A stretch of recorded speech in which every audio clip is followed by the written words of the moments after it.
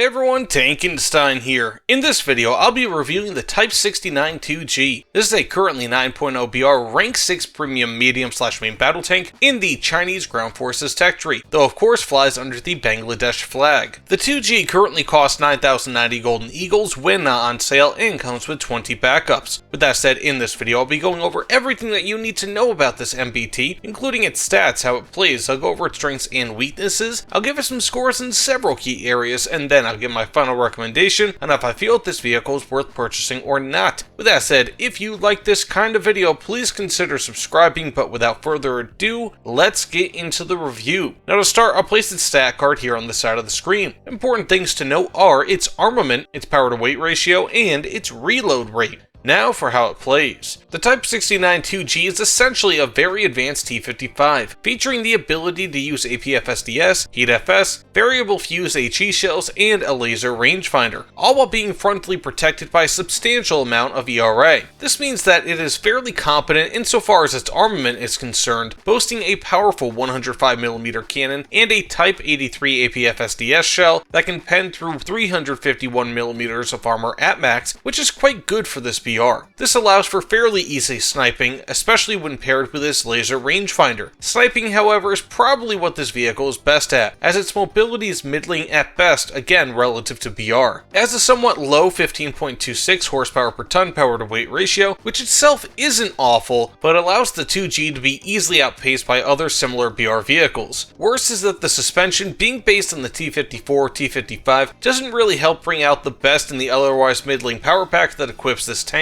Because of this limited mobility, among other things I'll mention in a moment, your gameplay options will be somewhat limited. Sniping is likely to be your best bet, though frontlining is definitely an option in a down tier, as well as backlining or supporting in an up tier. Thankfully, the armor is good enough to take some hits, at least so long as those hits are against the front of your tank, and so long as you still have ERA. This allows the aforementioned frontline role to be feasible. Otherwise, you can't really brawl reliably due to a mediocre reload rate of between 7.5 and 9.75 seconds, which will put you largely at the mercy of Western tanks, as they typically have a higher fire rate. The mobility also presents an issue and essentially limits you to light flanking at very most, and stops you from being anything more than an opportunistic base capper. Still, so long as you can maximize your armament and don't have to rely on your limited mobility, the Type-69 2G can be quite effective, though in a limited number of roles. Now with that said, let's get into its strengths and weaknesses, and first for its strengths. This vehicle has fairly good overall armor, though mostly because of the decent ERA that it carries on the front of the hull and around the front and sides of the turret. Second, while it doesn't carry anything particularly amazing, the ammo options on the 2G are versatile between its APF-SDS, Heat-FS, HESH, and HEVT shells, though admittedly the Type 83 APF-SDS is probably the best of these and is actually pretty damn good. For its third strength, its top-mounted HMG will assist with destroying modules, lightly armored vehicles, and aircraft. Fourth, this vehicle carries smoke grenades and can even use ESS. For its fifth strength, it has a fairly low profile, which makes it somewhat more difficult to hit. Sixth, it has decent commanders and gunners optics. For its seventh strength, the Type-69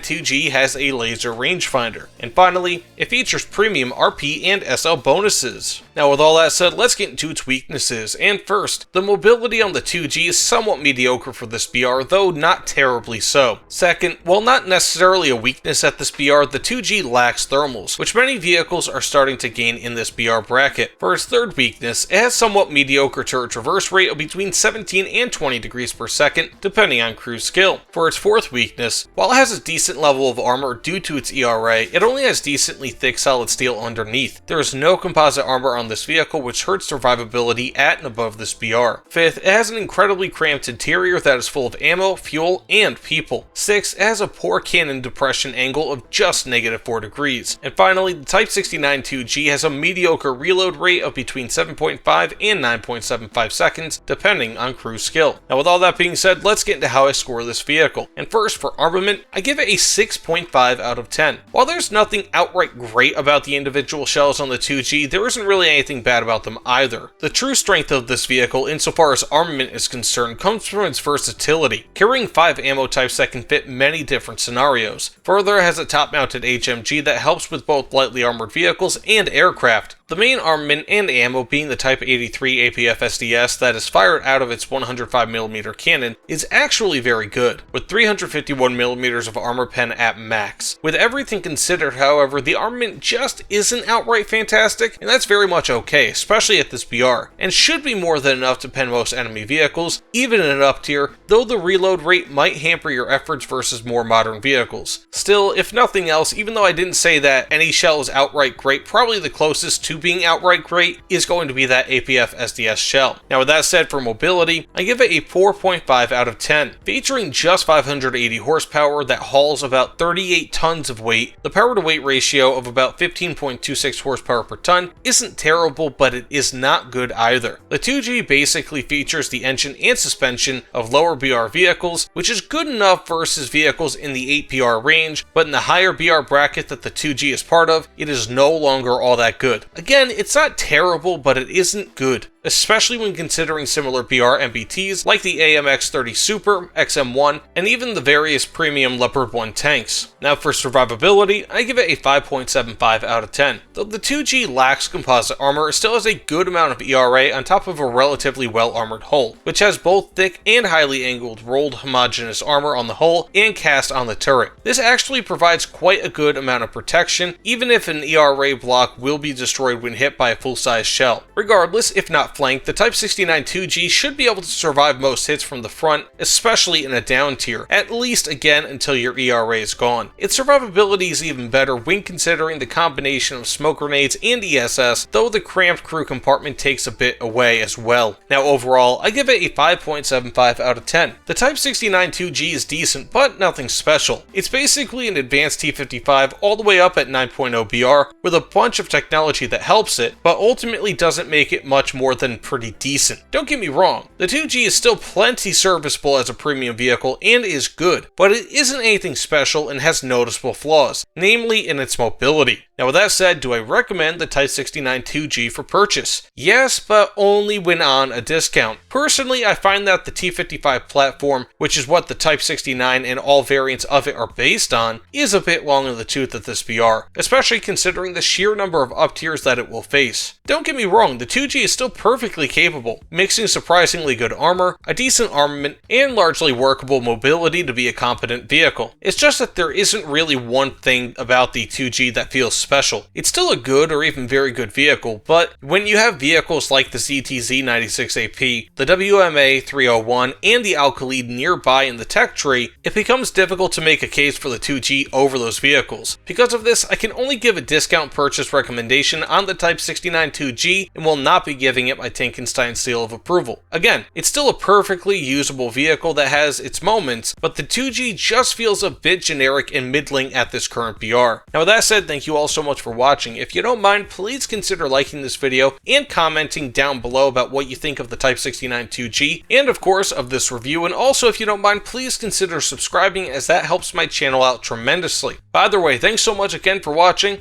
I'll see you all on the other side. Take care everyone.